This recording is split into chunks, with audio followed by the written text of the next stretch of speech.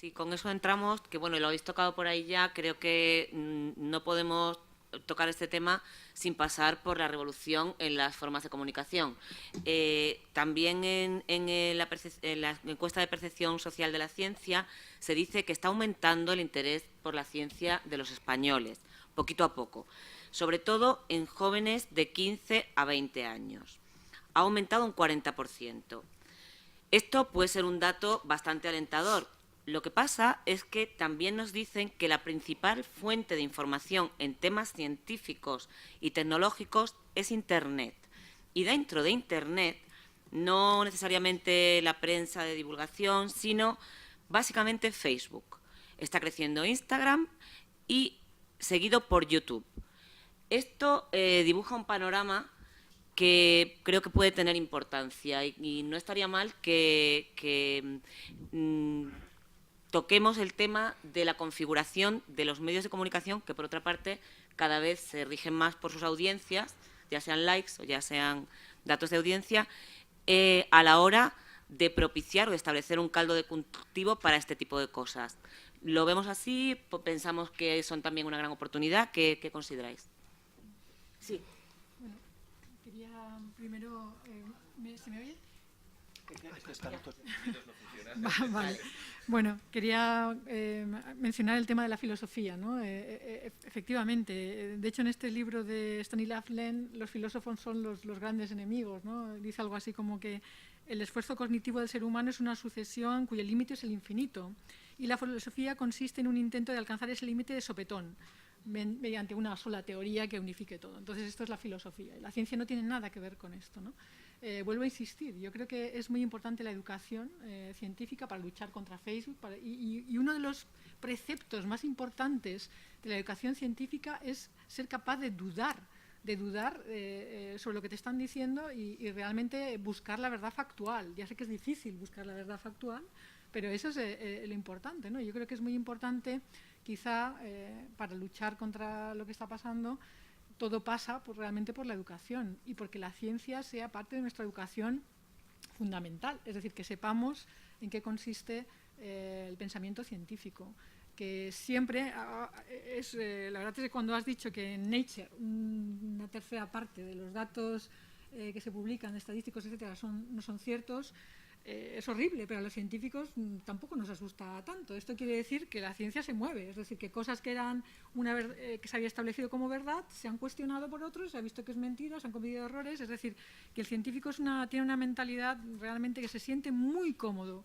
Son falsos en el momento en el que se publican, no sí. Después. Vale, pues puede ser un error, o sea, los científicos no son perfectos, pueden haber publicado una cosa por error, pero que quizá tenemos una ansia de tener verdades absolutas y ese es el error, o sea, no hay verdades absolutas, o sea, y lo que hay que intentar tener es un pensamiento, una formación científica racional que permita realmente cuestionar cosas que no son verdad versus cosas que sí que son verdades factuales, que son las mejores que tenemos por el momento, lo cual no quiere decir que en un futuro no cambien, ¿no? Porque la ciencia cambia, obviamente el conocimiento va avanzando.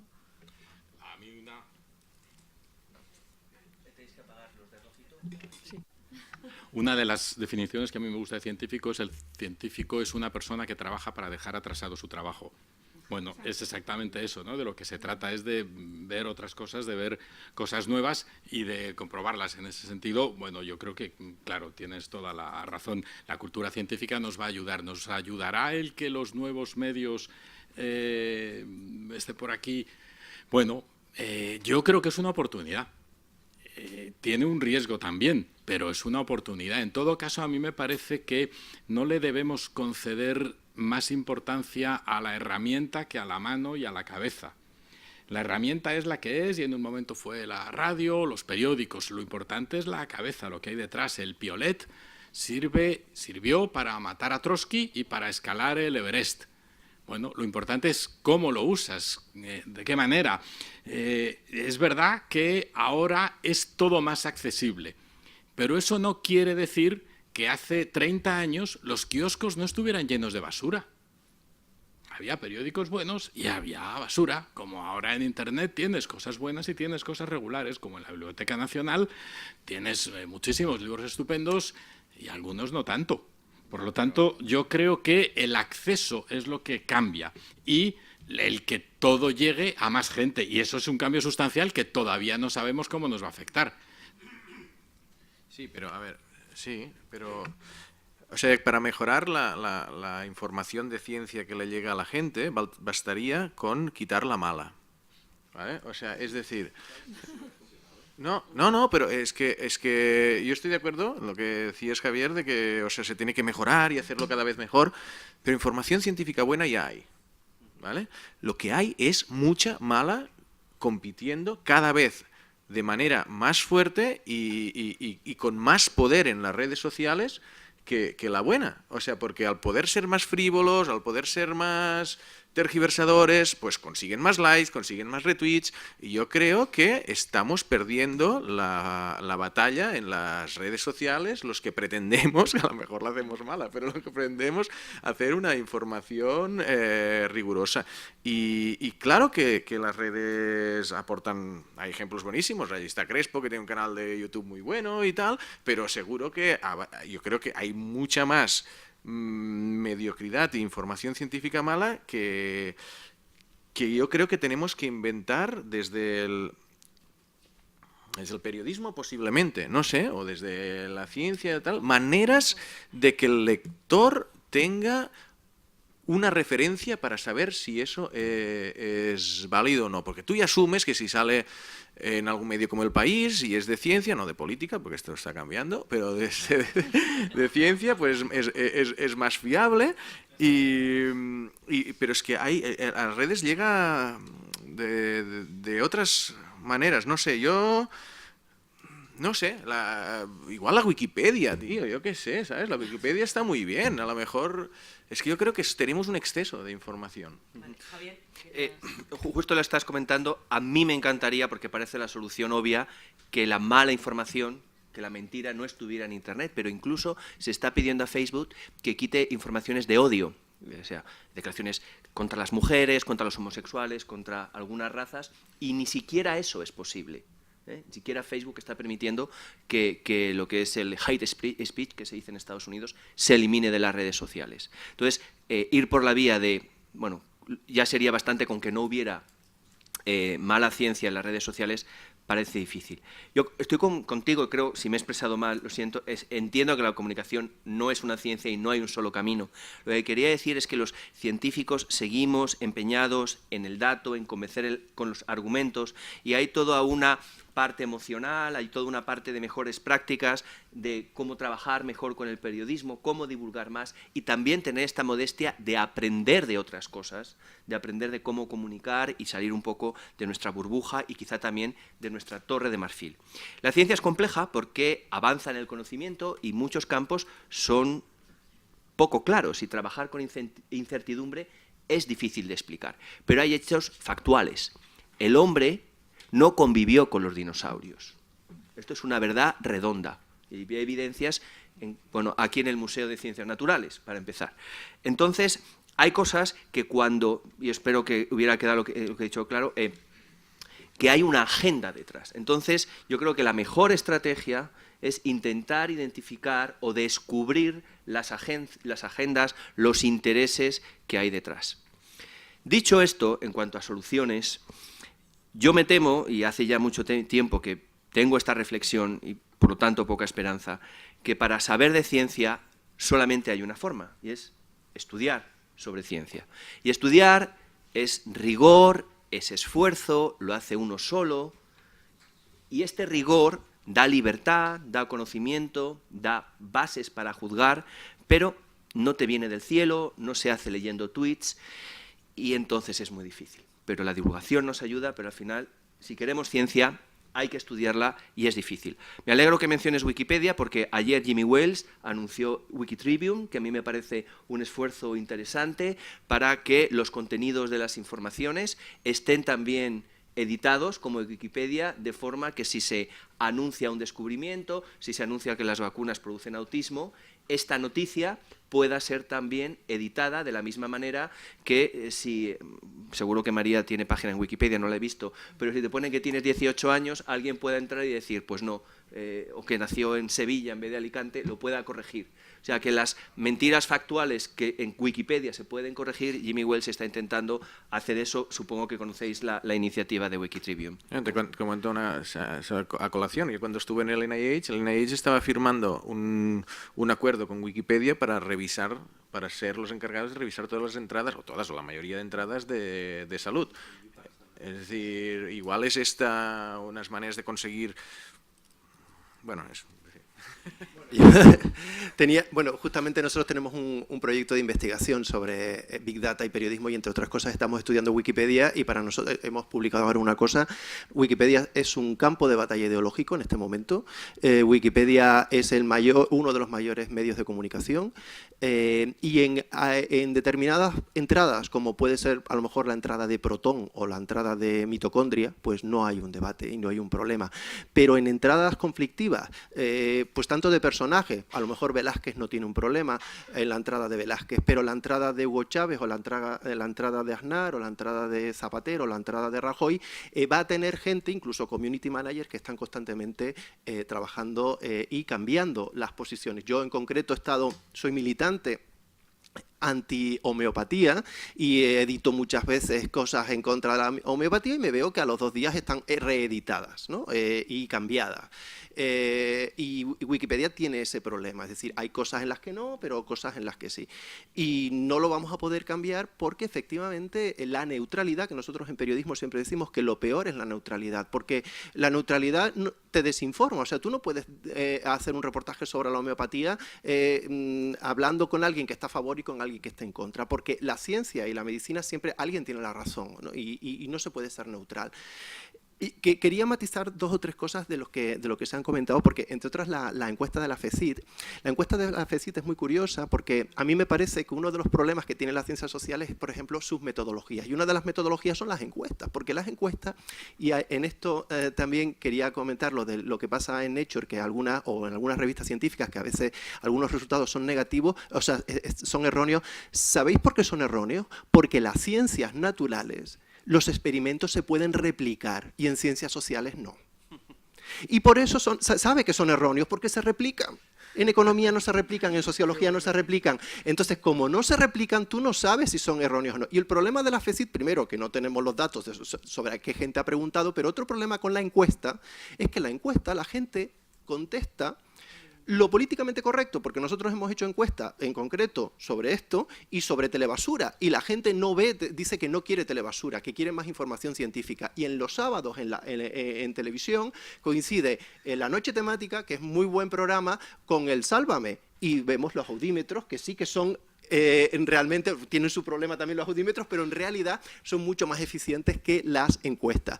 Y yo siempre digo, Basile, el dueño de Telecinco, no tiene nada en contra de la ciencia. O sea, si él supiera que todo el mundo ve documentales científicos, los documentales científicos estarían en prime time.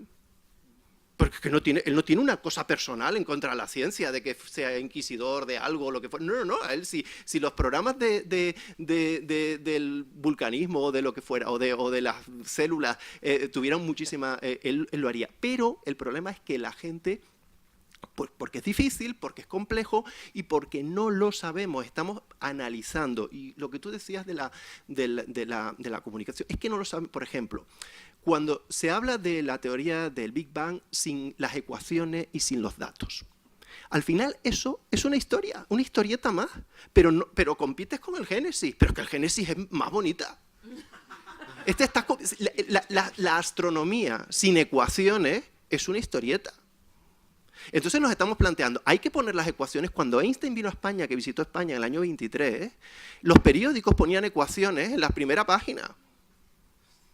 Y no pasaba nada. De hecho, en la visita de Einstein a España propició que muchísima gente estudiara matemáticas y estudiara física porque veía que no la entendían.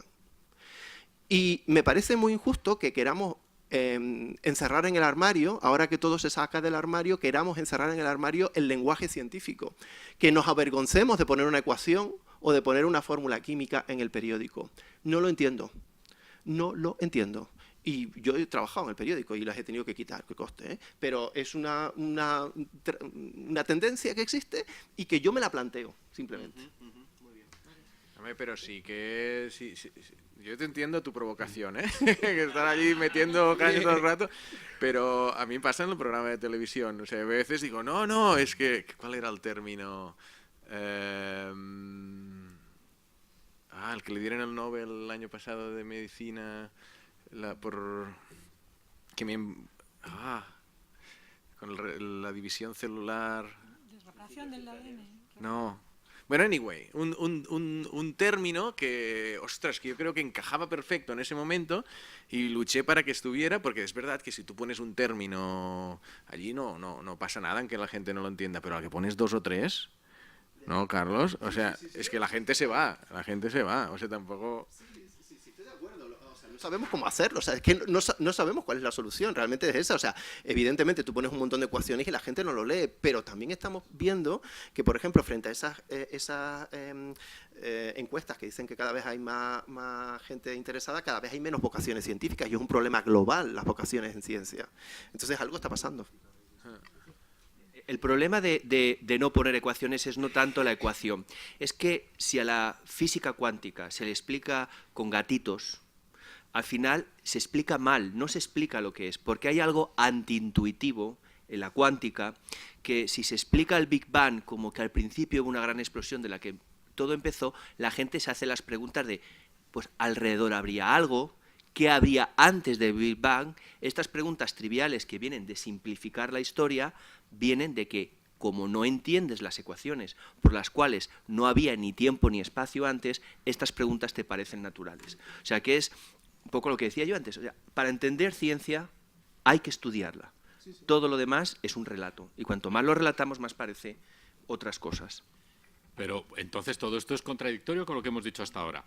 Si exigimos que tengan la carrera de física nuestros lectores para entendernos, yo creo que estoy con Pera, me parece interesante como provocación lo de las fórmulas químicas, pero no tendría mucho sentido que en las primeras páginas de los periódicos hubiera fórmulas que no se entendieran. Si Basile tiene problemas para colocar un programa científico en prime time, incluso de las horas malas los quitaría si no los entendiera nadie. Yo creo que lo primero que tiene que hacer algo para ser entretenido es que lo puedas entender. Si no entiendes nada, lo que genera es un rechazo y te vas y ya no te interesa nada. Por lo tanto, yo creo que nuestro trabajo precisamente es contar esas cosas complicadas de manera que puedan ser entendidas por alguien, bueno, pues que tenga un bachillerato más o menos hecho. Una de las crónicas, cuando vino Einstein a España, fantástica, el periodista dice que por el formulismo matemático, porque era muy abstruso lo que contaba, porque además tenía Einstein el problema de que pensaba en alemán y se expresaba en francés, la tarea del periodista es poco menos que imposible. Dice el tipo en la crónica, o sea que, bueno, generaba muchos problemas también esa ocasión. Yo creo que precisamente de lo que se trata es de enganchar a la gente con la ciencia, y para enganchar a alguien con algo tienes que entenderlo. Hablas, Carlos, del problema de las vocaciones, es un problema tremendo. No hay mucha gente que quiera estudiar ciencias duras y es un problema. Yo creo que la posibilidad de que entiendan lo que les dice Kuo los niños de 14 años ayudará a que haya más. Si en Kuo ponéis muchas fórmulas, Basile os lo cierra. Sí, yo lo que quería decir es que la gente que no tiene unos conocimientos básicos de ciencia no lo puede entender. No importa cómo le expliquéis el Big Bang o la química cuántica, no lo entienden. Pueden tener una narrativa, les puede servir inspiracional, puede crear vocaciones, puede tocarles una fibra sensible, pero el peligro que yo veo es que si alguien, porque ha leído un libro o un artículo sobre qué es el Big Bang, piensa que lo entiende, y que su opinión, porque entiende el Big Bang o entiende temas de salud, o entienda que su opinión vale igual que la mía. No, tu opinión no vale igual que la mía, porque yo realmente lo entiendo y tú no. De la misma manera que si yo voy a un médico, la opinión del cardiólogo no vale igual que mi opinión, ni la de mi madre, ni la de mi abuela que me cuente una cosa. Las opiniones no valen igual en función de quién te lo dice. Y por eso yo creo que el no entenderlo es perfectamente justificable. Hay gente que hay cosas difíciles, como el Big Bang, que no las puede entender. Que hay una parte para la divulgación, hay un camino, que es inspirar, que es abrir, que es tal. Pero es que si no entendemos que para algunos temas solamente los especialistas lo entienden y tienen una, digamos, opinión cualificada, entramos en este mundo que a mí me preocupa, que yo creo que lleva a la posverdad, de que cualquier opinión sirve y que al final yo lo entiendo igual que lo entiendes tú, que es el Big Bang. Yo no lo entiendo, yo no soy físico cuántico, de estas cosas no entiendo. Pero tengo esta humildad. Yo creo que transmitir el mensaje que a través de la divulgación la gente entiende de estos temas complejos, igual que le interesen bien, pero que los entiendan, yo estoy un poco lejos de ese punto de vista. Eso les ilusiona. Y Perdona, también es había importante. pedido María la palabra. Sí, bueno, estoy de acuerdo con lo que has dicho. Yo misma me he visto a veces discutiendo con alguien que ha leído un artículo científico que me estaba diciendo, estaba discutiendo conmigo, que yo soy científica y que yo sí que sé cuál es la realidad del tema, porque había leído un artículo que decía, entonces, estas cosas pueden pasar, que el lector lee algo y cree que sabe incluso más que el propio científico. Y yo creo que es parte del problema, ¿no? Por esto que decíamos antes, ¿no? que cuenta una historia más redonda de lo que realmente es, ¿no? Quizá para simplificar, pues estamos también de alguna manera provocando este desconocimiento o esta posverdad. Cuando decías lo de prime time, si está Sálvame o hay un programa, ¿no? Hubiera un programa de ciencia, la gente se iría a ver Sálvame, yo creo que también hay que ver cómo se hacen los programas de ciencias. Yo creo que ahí sí que, por ejemplo, una fórmula que yo no he visto mucho aquí, pero sí que es más común en otros países, es un debate, ¿no? Un debate. Si se trata del tema de las vacunas, que haya pues gente o de la homeopatía, que haya gente en ese debate que está a favor de la homeopatía y también científicos y que debatan y que el público vea realmente dónde está la verdad y dónde está la mentira. Y yo creo que a lo mejor ahí... Yo también estoy en contra por una razón. ¿Sabes qué pasa en los debates? Que los debates son cada vez más duros y si va un científico, vas tú, y va otra persona que va mucho, que da mejor en cámara, que grita más que tú y que tú quedas totalmente anulada. Y en realidad no, sí, pero yo creo que en un debate de eso no tiene que haber gente en contra de las vacunas. Es decir, tiene que haber todos a favor, porque Pero no se puede estar en entonces, contra de las no vacunas. luchas con ellos, no te Es que no, es que mira... Y en la vida en general, ¿no?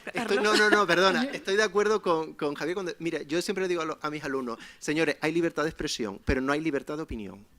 No hay libertad de opinión. Yo no puedo opinar sobre si a Cristiano Ronaldo hay que operarlo del menisco interior izquierdo. Yo puedo opinar sobre si Cristiano Ronaldo hay que echarlo o no del Madrid o si el Madrid es mejor que el Barça, pero no de temas técnicos. No se puede opinar de temas técnicos. Solo los que saben y los que pueden opinar, ¿no? Obviamente. Y el periodista está para buscar a los que saben, no para entrevistar a los que no saben. Bueno, si puedo decir brevemente, yo he participado en foros científicos donde estaba, por ejemplo, Cordeiro, que por supuesto no comparto las cosas que dice de la muerte, etcétera, simplemente para yo contar lo que se sabe realmente del envejecimiento. Y a mí esto me parece que es casi un deber, ¿no? O sea, si hay gente que está contando unas cosas que yo sé que no son verdad, pues yo tengo que ir y contar lo que es verdad, ¿no? Y por eso creo que es importante que haya un poco de enfrentamiento, porque si no el científico siempre está como escondido en un mundo que nadie entiende y al final gana la batalla el que va de manera más fácil, ¿no? Mi respeto, es que tú no estás al mismo nivel que Cordeiro y ahí te van a poner al mismo nivel. Tú estás muy por encima. ¿Entiendes? Y entonces es que la gente, si te ponen al mismo nivel, piensa que estás al mismo nivel. Y ese es el problema. Es que son dos niveles distintos. Tú no tienes que estar a ese nivel de Cordeiro. Es que él es alguien que lo que hace es un show. Mira, hay un programa Perdón un segundo, porque no sé si todo el público sabe quién es Cordeiro, Pues al que habéis mencionado. Mejor que no lo busquéis. Bueno, es un tipo que habla de temas de criogenización, simplemente, ¿vale? Era por aclarar. Mira, había un debate sobre el cambio climático en un programa de Estados Unidos de Bill Nye y tal, y vamos a hacer un debate.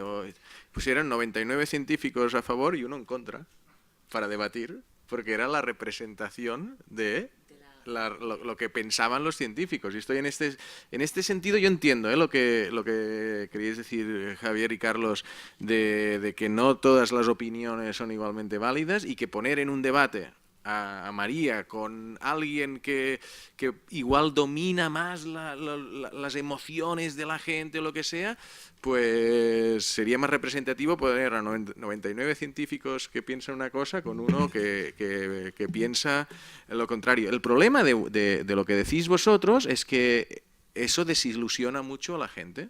Es decir, si no haces que la gente se sienta que entiende y que se sienta ilusionada en poder participar y que pueda opinar y todo eso, entonces estamos haciendo una ciencia muy aséptica y una ciencia muy distante. No, no me digas que no. Hay huecos, pero oye, la realidad es que le estamos perdiendo la batalla. ¿Vale? De acuerdo. Quería haceros una pregunta al hilo de esto. Perdón, un segundito. Sí, por supuesto. Es que nadie lee el periódico para discutir con un físico cuántico. Y si alguien lee el periódico algo sobre el Big Bang y quiere discutir con un físico cuántico, es un idiota. No tiene mucho sentido. Claro. Es una constante universal. Como dice Chipola, hay una constante universal que se da igual entre los premios Nobel que entre los dependientes de ultramarinos. Es una constante y, por lo tanto, lo que pasa es que hay menos premios Nobel que dependientes de ultramarinos, pero es una constante. En todo caso, yo creo que es básico, como decía Pera, interesar a la gente y para eso tiene que entender. Por supuesto que no van a entender los intríngules del Big Bang, claro. No nos pongáis palabras que... Yo lo que quiero decir... Yo lo que... Para que no parezca radical, hay muchos temas, tú los has planteado, la eutanasia, muchísimos temas en los que no hay opinión cualificada. Son temas sobre los que tenemos que ponernos de acuerdo. Pero por lo menos a mí, no sé a Carlos, hay temas, por ejemplo, las vacunas, en las que hay vidas que están en peligro o cambio climático. Son temas en los que nos jugamos el futuro. Por lo tanto, yo creo que ahí el debate lleva a consecuencias negativas. Y si a la gente se les... Un momento, Javier, por seguir con esto, perdóname, déjame que te interrumpa. Entonces, si yo no entiendo muy precisamente el mecanismo de las vacunas y no logro explicar a mi lector el mecanismo de las vacunas para que lo entienda con mucha precisión, ¿mejor no hablamos de ello por si opina en contra? Yo creo que lo que hay que dar es a los lectores, a los oyentes, elementos para que sean capaces de tener opinión y, si puede ser, criterio. Con los elementos al alcance, yo creo que el mecanismo íntimo de las vacunas, hombre, se puede entender más o menos, pero seguro que al fondo no llegan. Y sin embargo, yo creo que es nuestro deber darles las herramientas al público en general, a los lectores de los periódicos, para que puedan discutir frente a los antivacunas. No, Vale, quería haceros, respecto a eso, quería hacer una pregunta, porque me parece que ha ido en una dirección el tema entre divulgación y ciencia, pero de lo que estamos hablando aquí es de la sociedad. Es decir, nos tenemos que plantear quiénes son los otros. Y lo que me gustaría plantearos es, ¿no creéis que hay gente sin una formación científica exquisita que pueda tener opiniones, y que pueda admitir hechos y verdades que no sean posverdades? Es decir, digamos, ¿no hay gente que no se cree las posverdades sin tener por qué llegar a comprender hasta en sus últimos detalles los temas que se plantean? Pregunto. Yo creo que sí, porque a lo que te acostumbras, por ejemplo, y a lo que está bien, es a discriminar las fuentes y a saber, podemos ayudar al lector a entender que no es lo mismo lo que se publique en Nature que lo que se publique en, ¿cuál era tu periódico de Tennessee o de no sé dónde? No es lo mismo.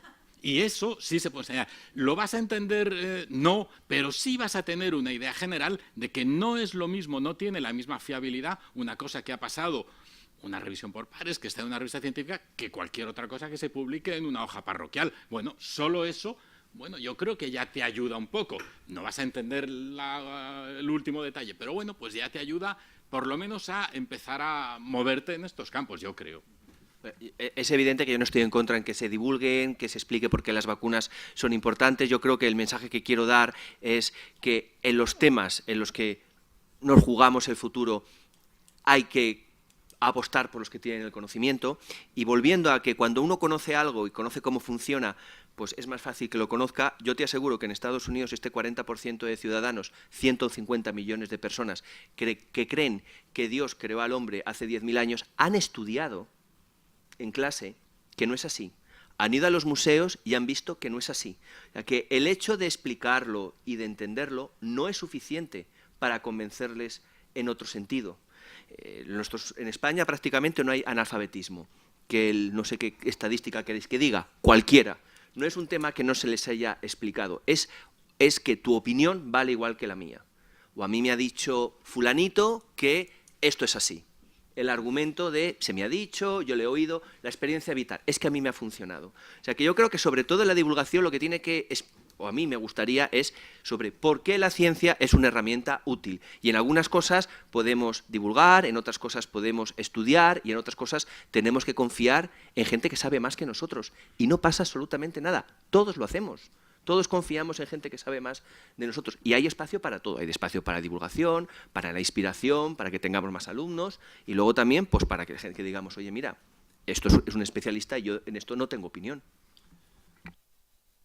Creo que es diferente, por ejemplo, posverdades del tipo de la que hubo en las elecciones de Trump respecto a que a lo mejor Hillary Clinton era adoradora de Satanás, entonces claro, la gente, eso surgió, eso estuvo así, o igual que otra, por ejemplo, que decía que cuando Hugo Chávez dijo que el terremoto de Haití había sido provocado por el gobierno de Estados Unidos, entonces bueno, eso hay gente que es muy pro Hugo Chávez o muy pro Trump y las va a creer cuando no tienen ningún sentido. A mí me preocupa, pero me da igual que si tú crees que la reina de Inglaterra, que también hay otra por ahí, que es extraterrestre, ¿no? Es decir, esto no es un problema que eso se crea. A mí me causa un problema la homeopatía, las antivacunas, eso sí que me parece importante, lo que tiene que ver con la salud. Y por otra parte, yo a veces también me parece que los científicos, al decir que hay que dudar y que nada es cierto, es que en ciencia sí que es cierto. O sea, por ejemplo, María, tú no eres capaz de decir que el ADN no es el que lleva nuestra información genética. Eso ya es cierto, mientras que hasta el año 53 se podía pensar que eran las proteínas. En ciencias sociales y en humanidades tú puedes cambiar totalmente y pensar lo contrario y no pasa nada. O sea, alguien en ciencias sociales, por ejemplo, de tu nivel podría pensar, bueno, como el ADN fue descubierto por Watson y Crick, pero realmente no hicieron o no promocionaron o no le dieron el premio Nobel a Rosalind Franklin, entonces estos son machistas, no sé qué. Yo no estoy a favor de que el ADN sea esto. Bueno, hombre, hay teorías de pedagogía, de sociología que son muy contraproducentes, o sea, que son absolutamente erróneas y que no pasa nada, entre otros todos estos que estudiamos, desde Roland Barthes hasta Feyerabend, o sea, toda esta gente se estudia, o sea, y yo creo que un problema importante es que, de verdad, o sea, existen las mitocondrias, existen, y existe el núcleo, y existen los protones, es una verdad total. Y eso hay que decirlo, porque es así. Y cuando tú vas a otra área, es que todo es muy débil. La economía, le han dado un premio Nobel de Economía a alguien que dijo que la tecnología producía desempleo y el mismo año a alguien que dijo lo contrario, que producía empleo. Porque son así, porque entonces hay que tener cuidado a veces con lo que se dice. Y por otra parte, yo creo que lo importante es la educación.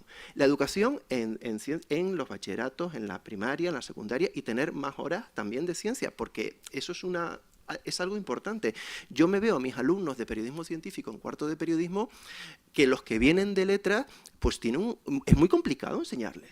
Es muy complicado. Y yo, de hecho, una de las cosas que yo siempre les digo que me matan, ¿no? Pero yo les digo, miren, hay una asignatura ahora en bachillerato que ya quitó el PP, que se llama Ciencias para el Mundo Contemporáneo. Y se hizo, entre otras cosas, porque yo presioné, y otros muchos, para que se pusiera, para que toda la gente de letras tuviera esa asignatura.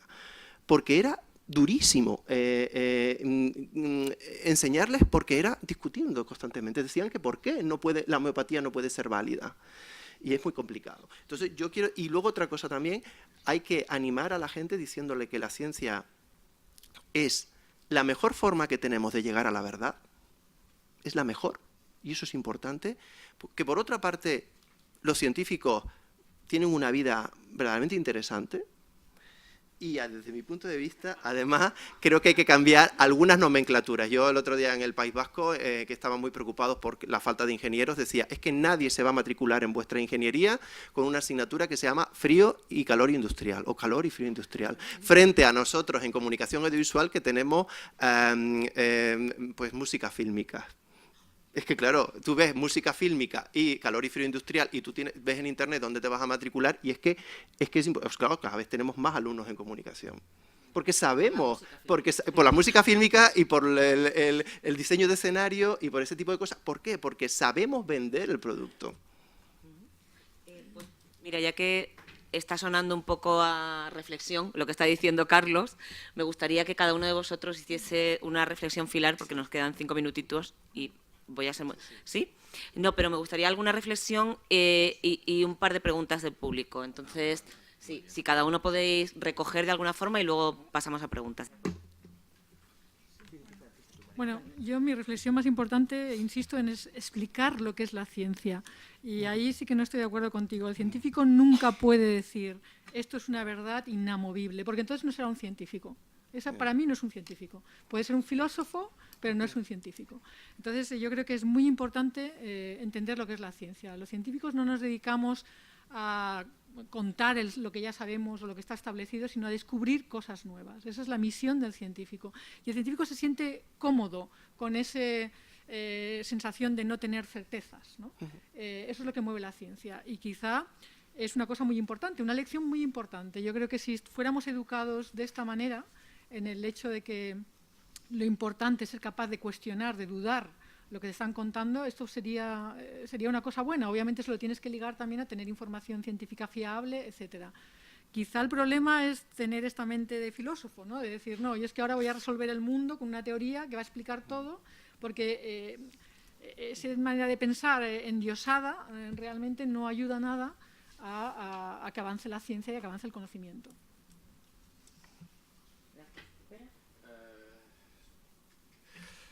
No sé resumir, pero yo tendría una visión más pragmática del problema, ¿no? Y igual no sería tan purista, entiendo, y estoy totalmente de acuerdo en lo que dices, pero y en algunos planteamientos dejaría de ser purista. O sea, el problema no es el rigor, el problema es el aburrimiento. O sea, igual cuando ya tenemos enganchadas a las personas y ya están de cara, les podemos explicar cosas más sofisticadas sobre cómo funciona la ciencia, el método científico y todo eso, pero bueno, yo la principal, por el tema posverdad,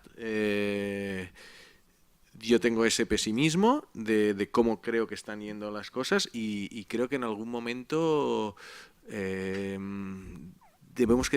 tiene que crear algo para que haya una referencia de qué información es más válida que otra, porque los científicos sabemos que Nature es más fiable que otra, pero la gente no tiene ni idea. Entonces, este algo que no existe, que puedan identificar esta información es más fiable que esta, es algo que en ciencia no hay.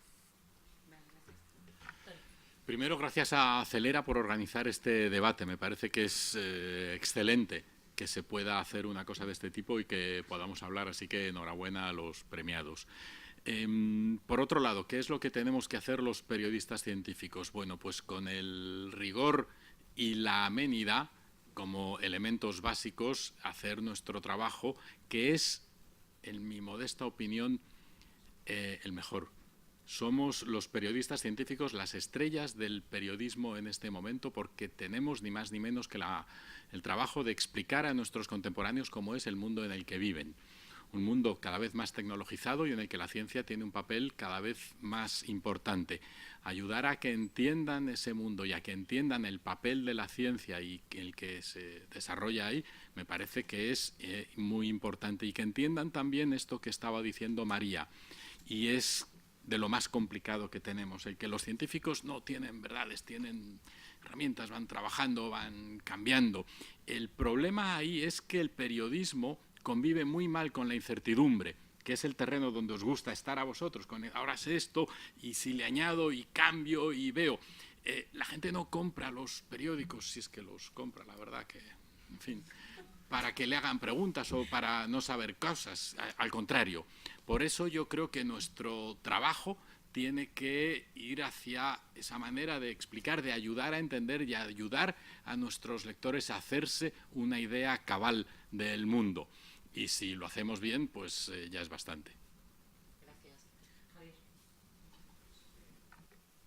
Ser ciudadanos es estar bien informados. No podemos ejercer nuestros derechos sin informarnos bien. Eso exige esfuerzo, exige rigor. Eso no se hace en un ratito chequeando las noticias de Twitter, y yo me temo que, insisto siempre en mi mensaje, al final es un esfuerzo personal y no podemos delegar la información a que alguien me diga a mí la verdad, sino que al final tiene que ser un esfuerzo. Nos gusta simplificar, esto es una cosa que como consumidores de la información queremos historias sencillas que nos resuman un mundo lleno de incertidumbre, no solo la ciencia, un mundo cambiante, complejo, y yo creo que lo que tenemos es que madurar como ciudadanos, darnos cuenta que las cosas son complejas y hacer un esfuerzo propio por tener la información. Y luego para la gente joven, que es la gente que está aquí y ahora les vamos a celebrar con el premio, lo que os quiero decir es que la ciencia es la mayor aventura que hay hoy en día en el planeta. Estamos viviendo un momento espectacular, podemos poner la sonda de un satélite, la superficie de un cometa, ver no solo átomos, sino las fuerzas que unen los átomos con microscopios de fuerza atómica. Todos los grandes problemas, cambio climático, envejecimiento, salud, agua, tienen la base de su solución, no toda su solución, pero la base de solución en la ciencia. Si queréis cambiar el mundo, la ciencia es el camino más rápido. Pues muchas gracias, Javier. Y ahora sí... perdón. Pero Carlos había hecho su reflexión al principio, pero venga, te dejo un minutín. Quería defender también el periodismo. Yo creo que el periodismo, yo siempre digo que el periodismo y la ciencia tienen el mismo objetivo, que es buscar la verdad y hacerla pública. Es decir, realmente, aunque sean idiomas distintos, tienen el mismo objetivo. Necesitan la misma actitud, que es la curiosidad, y a mí eso me parece importante. Y por otra parte, el método de verificación de la noticia tiene mucho que ver con el método científico, y yo creo que la ciencia y el periodismo tienen que unirse, porque el periodismo necesita de la ciencia para tener rigor y la ciencia necesita del periodismo. Pues muchas gracias. Y ahora con estos vamos a ser breves, pero sí que me gustaría un par de preguntas del público. Muy cortitas. Sí, que sean una cosa lo más concreta posible. Si alguien... Vale, de acuerdo, pues veo 2 manos levantadas por ahí que van a ser los premiados. A ver, por favor. Tendréis que decir. Javier, lo primero, yo soy físico, me especializo en cosmología y te aseguro que se puede contar el Big Bang perfectamente a alguien que no sabe absolutamente nada, con ideas conceptuales, te lo digo de verdad. Aunque escribimos las ideas conceptuales de física con matemáticas para que sean cosas de precisión y para tener conclusiones de precisión, lo cierto es que hay unas ideas conceptuales que están detrás de todo eso y esas ideas se pueden contar, sin problema. Lo otro era sobre la lucha de la pseudociencia, la posverdad, la lucha contra la posverdad. A mí me da la sensación de que a veces somos muy neutrales con ella. Que sí, en nuestros twitteres soltamos algún comentario cuando alguien mete la pata o algo así, pero que luego en los lugares donde hacemos divulgación no le damos presencia a esa lucha, no apuntamos a quien está realmente contando las cosas mal. Es decir, no estamos haciendo la guerra contra ellos. Y creo que eso ahí es donde creo que tenemos el problema, que no usamos nuestra autoridad como divulgadores para apuntar a la gente que lo está haciendo mal. Por alusiones. No, es verdad. Yo, por ejemplo, nunca me meto con las pseudociencias. Es una decisión estratégica que tomé, pero defiendo a todos mis compañeros que lo hacen. ¿Vale? Yo empecé trabajando con redes, me acuerdo que Eduard Punset una vez yo le dije, tendríamos que hacer algo contra pseudociencias y no sé qué. Y dice, hay demasiadas cosas interesantes dentro de la ciencia para hablar de cosas que no lo son, ¿no? Y puede ser una excusa, pero también yo creo que él era consciente de que si quieres llegar a un público amplio y convencerles de que la ciencia, si te pones en plan pseudocientífico agresivo, te vas a ir perdiendo. Entonces, yo creo que tiene que estar, y yo en foros así y todo eso, pues yo soy súper escéptico, tengo un pensamiento crítico muy radical, pero no quiero alejarme de un público que creo que puede estar abierto a las dos cosas. No sé si era esto el comentario. Luego, perdón, Javier, por alusiones también. Es una cosita sobre esto. Luego no está tan mal meterte con la gente, aunque Cárdenas te diga que te va a denunciar, luego no te acaba denunciando. A nosotros nos insistió con la carta que nos iba a tal y al final nada, se ha quedado en nada, lamentablemente. Yo estoy seguro que el Big Bang se puede contar, que se puede entender hasta cierto punto. A mí lo que me preocupa, siento si no lo he explicado claramente, me encantan los documentales que explican el origen de la vida y del universo, es que la gente piensa que lo entiende con la misma profundidad de aquel que realmente tiene un conocimiento profundo y que luego lo vaya a discutir de la misma manera que María fuera a un debate sobre yo qué sé, salud, y que alguien le diga, me he leído tu paper y sé lo mismo que sabes tú. Eso es lo que me preocupa. De acuerdo, ¿había otra pregunta allá al fondo, por favor? Bueno, yo quería hacer un comentario. Yo vengo del mundo jurídico y soy jurista. Y entonces todas las profesiones tenemos un lenguaje estupendo que nos proporciona mucho poder cuando lo utilizamos porque nadie nos entiende. Y acusamos a todos los de nuestro gremio cuando vulgarizan el lenguaje porque decimos que esa no es la manera de entenderlo. No vaya a ser que demos poderes a otros para que comprendan nuestro arcano, que es inconfundible. Y yo creo que hay que tener también cuidado con la ciencia, porque al final todos nos beneficiamos de que la ciencia se entienda. Y creo que los científicos tienen que hacer un esfuerzo verdaderamente por explicarlo. Yo sí que creo que se pueden explicar las cosas complejas con ideas sencillas, aunque incluso el interlocutor crea que lo entiende, porque el interlocutor, aunque no tenga la autoridad para discutir con un científico, sí que tiene que tomar decisiones en su vida concretas vinculadas a la ciencia, cómo se alimenta, cómo vive, cómo toma las decisiones respecto de sus enfermedades o qué tecnología utiliza, etcétera. Con lo cual, aunque no lo entienda profundamente, sí que adquiere un conocimiento suficiente para tomar decisiones y sobre todo decisiones incluso aunque sea de inversión en ciencia, aunque sea solamente para estar a favor de que un presupuesto público se invierta en ciencia o no se invierta en ciencia. Con lo cual, ese conocimiento, aunque sea superficial, es muy útil y muy suficiente.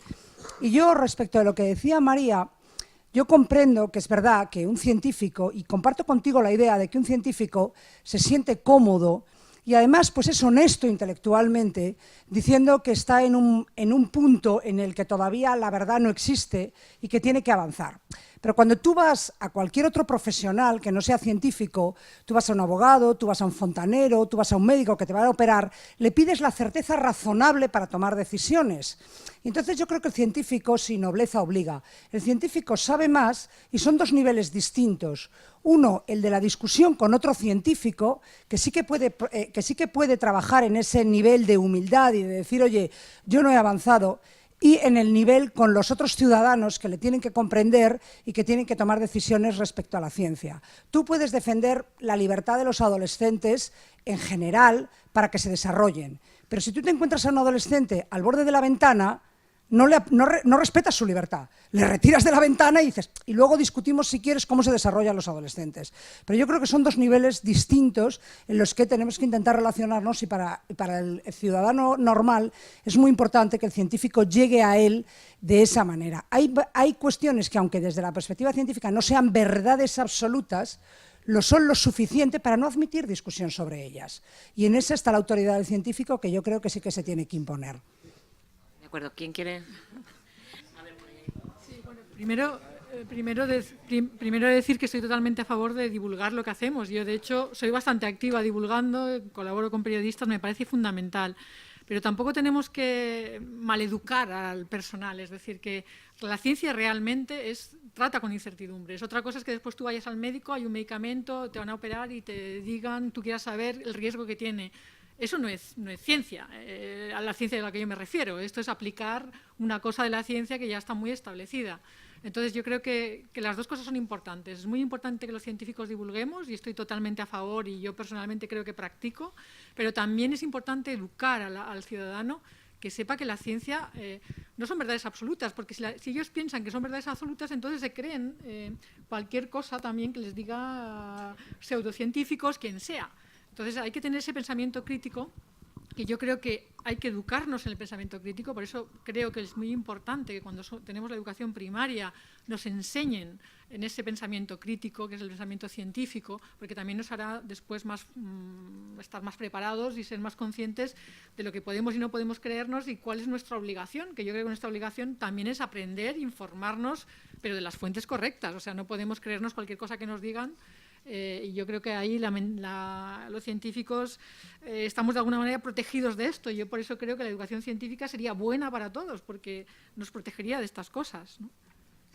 Un poquito. También, bueno, quería comentar, además que nos conocemos personalmente, y sé que bueno, pues ella preside la Fundación FIDE, que es una fundación muy importante para divulgar el conocimiento, y sé que lo hacen bien y que hacen esa interacción entre ciencia y derecho, ciencia e ingeniería, y me parece muy interesante. Y estoy totalmente de acuerdo contigo y creo que a lo mejor, a ver, yo no sé si me he expresado mal, o sea, yo lo que decía era que básicamente es obvio que hay conocimientos que son fáciles de transmitir. O sea, si uno transmite que es mejor comer sardinas que comer atún, porque obviamente el atún tiene más mercurio y por qué tiene más mercurio, eso es fácil de entender y todo el mundo lo puede entender y no hace falta saber muchísima química para entender que es mejor una ensalada con sardinas que una ensalada con atún. Ahora bien, hay otra parte en la que a nosotros, y en esto también estoy de acuerdo con María, pues teníamos en comunicación, teníamos como unas bases muy asentadas de que era bueno que no poner ecuaciones y no poner... que era bueno. Y lo que estamos viendo es que, por lo que sea, en este momento estamos cuando hay mayor número de divulgadores que nunca, cuando hay mayor cantidad de información científica que nunca y cuando a la vez hay mayor sentimiento anticientífico. Entonces, algo estamos haciendo mal. También es verdad cuanto más gente está cuestionando la ciencia o creyendo pseudociencia. Y entonces, simplemente, lo que yo decía era que a lo mejor resulta que habría que hacer eso para que la gente vea que es que yo no digo esto del Big Bang porque es una historia, sino porque hay detrás datos y observaciones. Y a lo mejor eso es lo que nos falta. Y lo estamos planteando, desde luego, desde un punto de vista académico, porque como académico, yo siempre digo que yo estudio la divulgación científica como ciencia en sí misma, y entonces estamos planteando qué estamos fallando, qué está fallando. Entonces, ahí es donde yo me lo planteaba y a lo mejor ahí es donde no me he expresado bien. De acuerdo, bueno, pues hemos llegado hasta aquí. Muchas gracias. Lo siento, no tenemos más tiempo, pero una de las cosas que habéis dicho es que hay que apostar por la educación científica, que no sabemos qué es lo que está pasando con las nuevas generaciones, pues ahora mismo tenemos oportunidad de verlo, porque vamos a ver a unos jóvenes investigadores que han sido los ganadores del primer concurso de jóvenes investigadores, divulgadores, de Celera, y voy a tener muchas gracias a todos, por supuesto, por haber participado en este interesante debate. Y ahora vamos a pasar la palabra a Juan Margalef, que es director de la Facultad de Invisible. Gracias. Esto está, sí, me oye, ¿no? Bueno, muchas gracias por estar aquí en nombre también de la Facultad Invisible, que somos la otra pata de la organización junto con Celera. La verdad es que es la primera que colaboramos y esperemos que no sea la última porque ha sido muy interesante. Y bueno, gracias al panel, que ha sido espectacular. Realmente yo creo que habéis tocado prácticamente todos los temas que cuando empezamos a hablarlo, estamos aquí, varios de los que estamos aquí ya lo estamos hablando. Un poco la paradoja que hay, ¿no?, entre que los científicos es una de las profesiones mejor valoradas y sin embargo hay tanto ese sentimiento anticientífico y yo creo que está muy bien, o sea que muchísimas gracias, de verdad. Yo voy a pedir un aplauso de nuevo para ellos porque...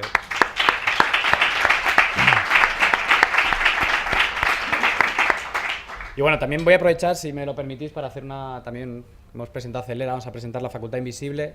La Facultad Invisible es una asociación que nace hace unos pocos años, de 3 años, que bueno, principalmente está, pero no solo, está formada por premios nacionales de fin de carrera y nuestro objetivo principal es mejorar la universidad. Nosotros queremos mejorar la universidad y además ponerla al servicio de la sociedad. Creemos que eso es fundamental.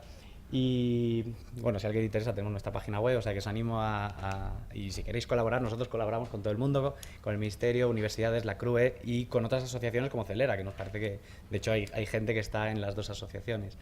Y bueno, una de las cosas que para nosotros nos parece importante en la universidad, pues está la generación de conocimiento, la transmisión de conocimiento vía la docencia, podríamos decir, pero también está la transmisión del conocimiento a la sociedad, y creemos que eso a veces a nosotros como investigadores se nos olvida. Y trato de decir investigadores y no científicos porque yo incluyo a todas las investigaciones, tanto humanidades, sociales y ciencias. Y a veces se nos olvida. Y ahí yo creo que estoy de acuerdo tanto con Javier como con Crespo, que ha comentado ahí, que hay que tener cuidado con la divulgación. O sea, yo creo que se puede hacer, yo estoy de acuerdo con que se puede hacer y yo creo que iba por ahí, pero claro, no con gatitos para contar el tema de la incertidumbre o de Schrödinger y todo eso. Entonces, bueno, como nosotros queremos que haya divulgación y que esté hecha por científicos, pues se nos ocurrió, entre Celera y la Facultad Invisible, pues promocionar una divulgación hecha por investigadores y bueno, surgieron estos premios que ahora vamos a entregar, pero bueno, antes me gustaría también felicitar y agradecido a la mesa, pero también teníamos por detrás, creo que hay alguno aquí, un jurado que se ha encargado de evaluar esos trabajos, que ha sido un trabajo interesante, yo creo. Entonces, bueno, si me permitís, voy a agradecerles personalmente, que son Manuel Seara, que es biólogo y director del programa de divulgación científica de Radio Nacional de España A Hombros de Gigantes, Bernardo Radón, doctor en química e investigador del CSIC, Enrique Royuela, doctor en ciencias biológicas y director de Principia Magazine, Miguel Peiró, que es físico y advisor en Revisor Magazine, Pilar Piñón, que es doctora en Ciencias Políticas y Sociológicas y directora del Instituto Internacional de España, y Esther Paniagua, periodista científica y de innovación. Y bueno, yo creo que... bueno, y a nuestros patrocinadores... ¿Perdón? Bueno, sí, un aplauso, efectivamente, que están ahí. Muchas gracias. De hecho, creo que hay varios por aquí, así que perdonadme que no... Sí, no, un aplauso, os lo merecéis todo, porque ha sido un trabajo muy intenso, yo creo. Y bueno, también a los partners que dan los premios, que eso siempre ayuda a que la gente participe, que son Principia Magazine y Revisor, por eso había varios de ellos entre el jurado. Y bueno, vamos a ver ahora, ellos han seleccionado 3 finalistas, que ahora diremos quiénes son, pero de momento vamos a ver los vídeos, sin ningún orden. No sé si... Vale, ahí va.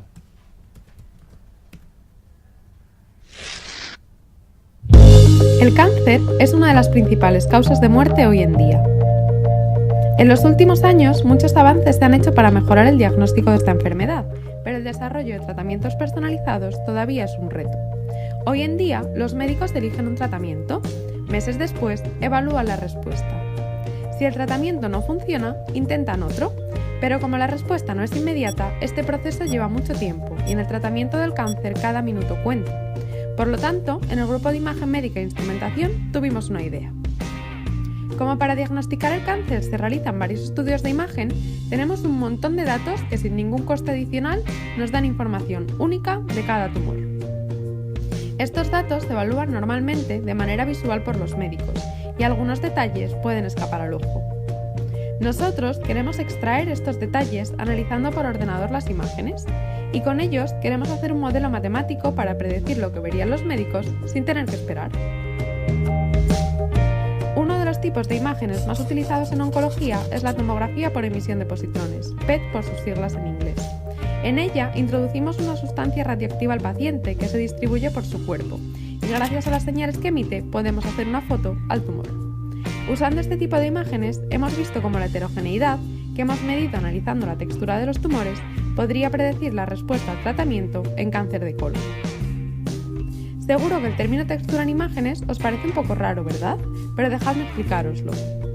¿Qué característica diríais que tiene algo rugoso para poder definirlo así? Podemos decir, por ejemplo, que hay mucha diferencia de altura entre sus componentes y que esta diferencia es más o menos como nuestro dedo y podemos captarla. De la misma forma, algo sedoso no tiene casi diferencias de altura y si las tiene son muy pequeñas.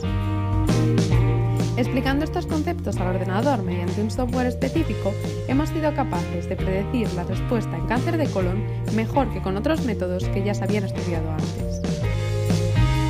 Por lo tanto, estamos trabajando junto con el equipo de oncología del Hospital Gregorio Marañón para desarrollar una guía, de tal manera que los médicos puedan usar esta predicción en su día a día. De esta forma, los tratamientos personalizados contra el cáncer estarían más cerca de ser una realidad en nuestros hospitales. Además, como usamos datos que se realizan para diagnosticar la enfermedad, este método es muy económico y muy rápido. Con él podríamos mejorar la vida de un montón de pacientes de cáncer y mejorar la organización de los hospitales, evitando colas y largas esperas. Y esto lo hemos hecho solo con un tipo de imágenes. ¿Te queda saber lo que podemos hacer con el resto?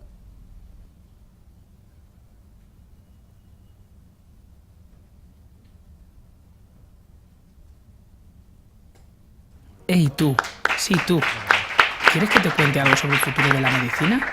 Pues escucha bien. De todos los elementos que conforman el universo, hay uno que es muy especial, el carbono. Es el elemento que constituye la vida. Y él solo es capaz de formar dos estructuras muy distintas. Por un lado, tendríamos el diamante, que es uno de los mejores conductores térmicos conocidos, aunque a la gente le suene mejor por otras cosas. Y por otro lado, el grafito, que es de lo que está hecho la punta del lápiz. Atendiendo a su estructura atómica, en el diamante los átomos de carbono formarían tetraedros, mientras que en el grafito formarían hexágonos. Centrémonos ahora en el grafito.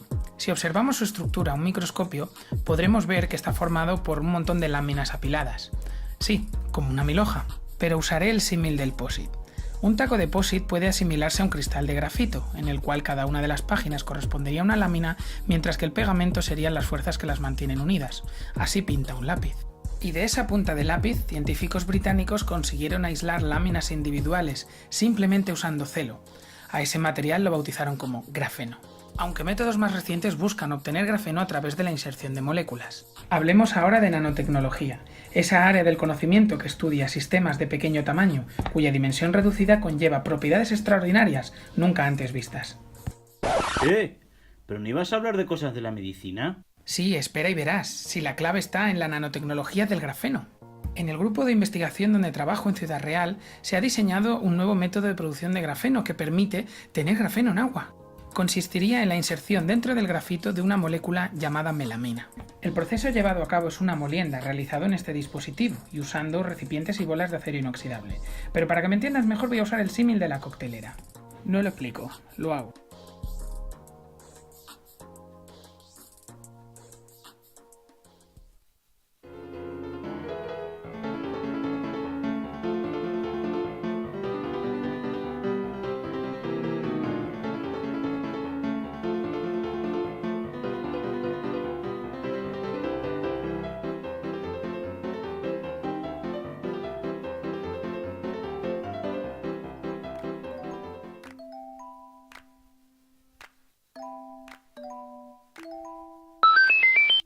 Tener grafeno en agua potencia las extraordinarias propiedades de esta nanoestructura en medicina, por ejemplo, mediante la creación de nuevos materiales capaces de transportar fármacos de manera específica o también formando parte de materiales que puedan servir para la regeneración de tejidos en seres vivos. Gracias a nuestro grafeno, estamos trabajando para aportar avances en la nanobiotecnología que de seguro contribuirán al futuro de la medicina. Ahora sí. ¡Qué guay!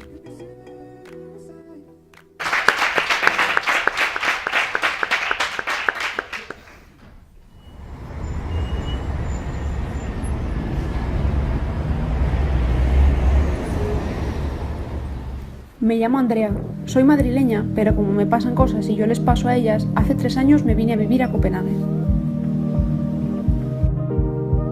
Si algo he aprendido en estos años es que viajar ensancha el corazón, abre la mente y ayuda en todos los sentidos a reflejarte en los demás. Hace unos días tuve la oportunidad de dar una charla a estudiantes daneses de bachillerato que decidieron pasar sus vacaciones de otoño recorriendo laboratorios por todo el país para conocer de cerca qué hacen los científicos. Les pregunté cuáles creían que eran los problemas de los que la ciencia debe ocuparse. Las respuestas, todas correctas, el cáncer, el cambio climático, las enfermedades infecciosas, me hicieron darme cuenta de que si hace 2 años me hubiesen preguntado eso mismo, habría contestado exactamente igual. Sin embargo, hoy y desde hace 2 años trabajo en el Laboratorio de Farmacología Tropical de la Universidad Técnica de Dinamarca y gracias a eso tengo una respuesta bien distinta.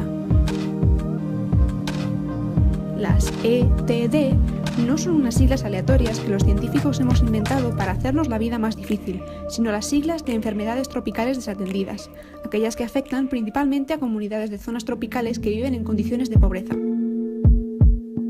En esta categoría se incluye un problema tan exótico y al mismo tiempo tan terrible como la mordedura de serpiente. En junio de 2017, la Organización Mundial de la Salud incluyó el envenenamiento por mordedura de serpiente dentro de su lista prioritaria de enfermedades tropicales desatendidas. Aunque se estima que cada año ocurren alrededor de 5 millones de casos de mordedura de serpiente, dado que registrar en tiempo y forma cada caso es complicado, muy probablemente las cifras reales sean mucho mayores. Precisamente por eso, en el Laboratorio de Farmacología Tropical colaboro en el desarrollo de antivenenos contra la mordedura de serpiente, empleando las herramientas que nos brinda la biotecnología moderna. Actualmente, producir un antiveneno implica obtener el veneno de la serpiente, inyectarlo en un caballo u oveja en repetidas ocasiones, extraerle un volumen de sangre, purificar los anticuerpos y formular el producto final. Aunque esta estrategia ha sido clave para salvar miles de vidas humanas durante más de un siglo, su producción resulta costosa. Además, en tanto que el antiveneno es un derivado equino-bovino, su administración en humanos puede provocar efectos secundarios adversos, que en algunos casos pueden ser severos. Por eso queremos producir un antiveneno basado en anticuerpos exclusivamente humanos. Para ello se realiza un estudio toxicovenómico, es decir, se separan individualmente los componentes del veneno y se estudia cuáles son de mayor relevancia médica. Después entra en juego la tecnología de presentación sobre virus bacteriófagos. Esta técnica permite seleccionar proteínas, en nuestro caso anticuerpos, con alta afinidad por una molécula de interés, por ejemplo, una toxina del veneno. Tras varios procesos de ingeniería de proteínas, podemos producir los anticuerpos específicamente dirigidos contra las toxinas seleccionadas.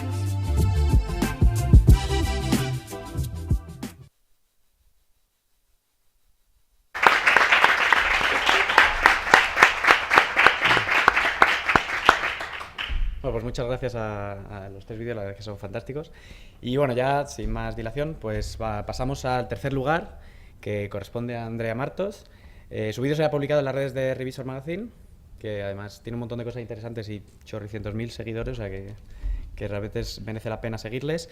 Y bueno, entrega el premio Claudia Youth, que es de Revisor, pero Andrea se ha puesto mala, esperemos que no sea por picadura de serpiente, así que ha venido Irene, creo que su hermana, ¿no? Irene Martos. ¿Allí? Pues si te acercas para recoger en su nombre, no ha sido picadura, ¿no?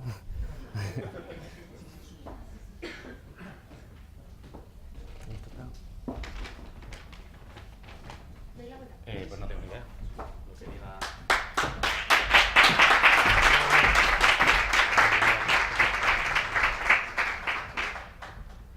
No sé si hay una foto...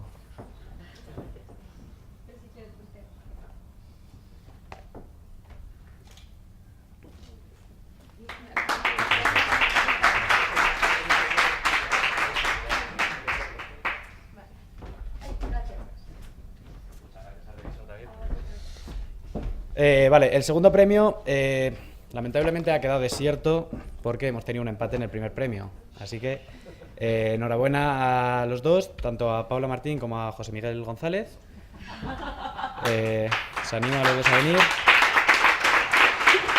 Entregan el premio Javier Díaz de Principia Magazine y Javier García, presidente de Celera. Y bueno, perdona, recoge Estíbaliz Gómez, ¿era? Perdona. Sí, perdona, recoge su nombre. Así que bueno, enhorabuena a los dos. No sé si aquí o allí. Como...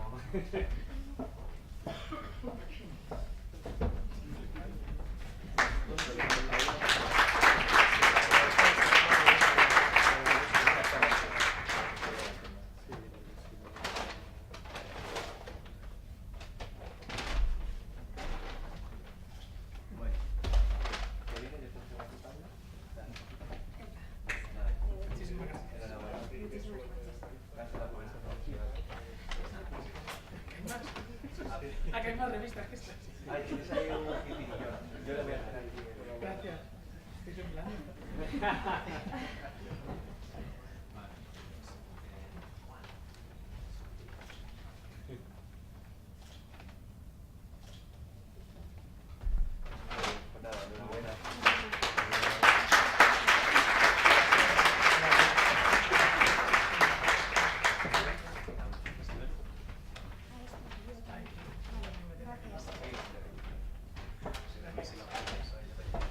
Y bueno, pues creo que con esto ya ponemos cierra esta primera edición, y destaco lo de primera porque esperemos que el año que viene haya otra, con cosas tan interesantes, con vídeos tan buenos y componentes tan informados. Así que muchísimas gracias a todos por venir y esperamos veros el año que viene.